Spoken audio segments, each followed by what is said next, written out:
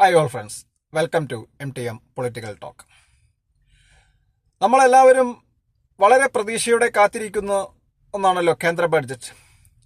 ഫെബ്രുവരി തുടക്കത്തിൽ ആണ് ബഡ്ജറ്റ് അവതരണം ഉണ്ടാവുക എന്നാണ് വാർത്താ മാധ്യമങ്ങളിൽ നിന്ന് മനസ്സിലാക്കാൻ സാധിക്കുന്നത്.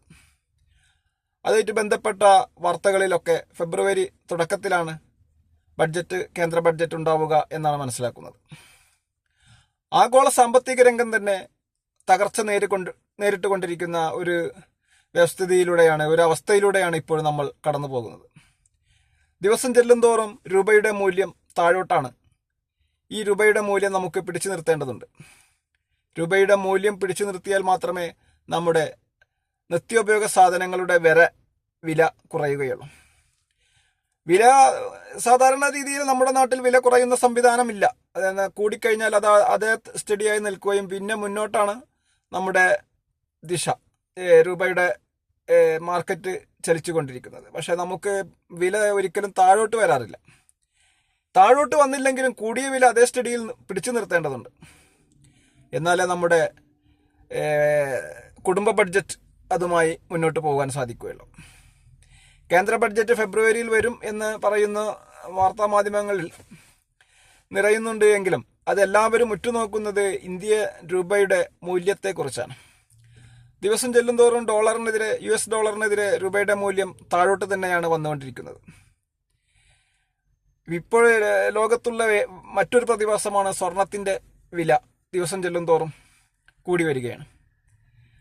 സാമ്പത്തിക വിദഗ്ധനല്ലാത്തതുകൊണ്ട് അത്തരം കൂടുതൽ വിഷയങ്ങളിലേക്ക് കടക്കുന്നില്ല എങ്കിലും ജനറലായിട്ട് പറഞ്ഞു കഴിഞ്ഞാൽ നമുക്ക് രൂപയുടെ മൂല്യം പിടിച്ചു നിർത്തേണ്ടതുണ്ട്. US ഡോളറിനെതിരെ ഇന്ത്യൻ രൂപയുടെ മൂല്യം പിടിച്ചു നിർത്തേണ്ടതുണ്ട്. പിടിച്ചു നിന്നാൽ മാത്രമേ നമുക്ക് നിത്യോപയോഗ സാധനങ്ങളും അത്തരം കാര്യങ്ങളുടെ വില സ്റ്റഡിയായി നിർത്താനെങ്കിലും സാധിക്കുകയുള്ളൂ. കൂടിയ വില താഴോട്ട് വരും എന്ന് ഇനി ഒരിക്കലും ആർക്കും പ്രതീക്ഷ ഇല്ല.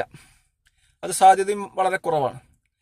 അപ്പോൾ കൂടിയ വില കൂടിയ നിലക്കെങ്കിലും പിടിച്ചു നിർത്തണമെങ്കിൽ നമ്മുടെ സമ്പത്ത് രംഗം സ്റ്റഡിയായി നിൽക്കേണ്ടതുണ്ട്. നമ്മുടെ ഫെബ്രുവരിയിൽ വരാൻ പോകുന്ന ബഡ്ജറ്റിൽ നമ്മുടെ ധനകാര്യമന്ത്രി എന്താണോ നമുക്ക് തരുവാൻ പോകുന്ന സർപ്രൈസ് എന്ന് എല്ലാവരും, ലോകത്തുള്ള മുഴുവൻ ഇന്ത്യക്കാരും അത് ഉറ്റുനോക്കിക്കൊണ്ടിരിക്കുകയാണ്.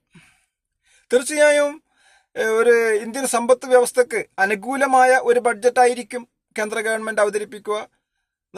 ധനമന്ത്രി ശ്രീ നിർമ്മല സീതാരാമൻ അവർ അവതരിപ്പിക്കുക എന്നാണ് മനസ്സിലാക്കുന്നത്. കാരണം ലോക സമ്പത്ത് വ്യവസ്ഥ വളരെ തകർച്ചയിലാണ്. അതിനൊപ്പം നമ്മുടെ ഇന്ത്യൻ മാർക്കറ്റ് പിടിച്ചു നിൽക്കേണ്ടതുണ്ട്. ഇതൊക്കെ ഒരു യാഥാർത്ഥ്യമാണല്ലോ. ഈ യാഥാർത്ഥ്യങ്ങളൊക്കെ തിരിച്ചറിഞ്ഞുകൊണ്ട് നല്ലൊരു ബഡ്ജറ്റ് കേന്ദ്ര ഗവൺമെന്റിൽ നിന്ന് നാം പ്രതീക്ഷിക്കുകയാണ്. എന്താണെങ്കിലും നമ്മുടെ ധനമന്ത്രി നല്ലൊരു ബഡ്ജറ്റായിരിക്കും അവതരിപ്പിക്കുക. നിത്യോപയോഗ സാധനങ്ങളുടെ വില പിടിച്ചു നിർത്താൻ സാധിക്കുന്ന രൂപത്തിലുള്ള ഒരു നല്ല ബഡ്ജറ്റ് നമ്മളും പ്രതീക്ഷിക്കുകയാണ്. തീർച്ചയായും ഫെബ്രുവരി തുടക്കത്തിൽ അവതരിപ്പിക്കപ്പെടുന്ന ബഡ്ജറ്റ് നമ്മുടെ സമ്പത്ത് രംഗത്തിന് അനുകൂലമായി നമ്മുടെ നിത്യോപയോഗ സാധനങ്ങൾക്കെങ്കിലും വില കൂടാതെ, കൂടിയ വില ഏതായാലും കുറയുമെന്ന് പ്രതീക്ഷ ഇല്ല എങ്കിലും ഇനി അങ്ങോട്ട് കൂടാതെ പിടിച്ചു നിർത്തുവാൻ ഉള്ള ശ്രമം കേന്ദ്ര ഗവൺമെന്റും ധനമന്ത്രാലയവും ധനമന്ത്രിയും ഒക്കെ നടത്തുമെന്ന് നാം പ്രത്യാശ പ്രകടിപ്പിക്കുകയാണ്. ഏതായാലും കുറച്ച് ദിവസങ്ങൾക്കുള്ളിൽ ഈ ബഡ്ജറ്റ് വരികയാണല്ലോ. ബഡ്ജറ്റിനെ നമുക്ക് കാത്തിരിക്കാം പ്രതീക്ഷയോടെ. കൂടുതൽ ഈ വിഷയത്തിലേക്ക് കടക്കുന്നില്ല. കാരണം ദിവസങ്ങൾക്കുള്ളിൽ നമ്മുടെ ബഡ്ജറ്റിനെ നമുക്ക് പ്രതീക്ഷിക്കുകയാണ്. ഏതായാലും ഇതുവരെ ഈ വീഡിയോ മുഴുവനായി വീക്ഷിച്ച താങ്കൾക്ക് നന്ദി.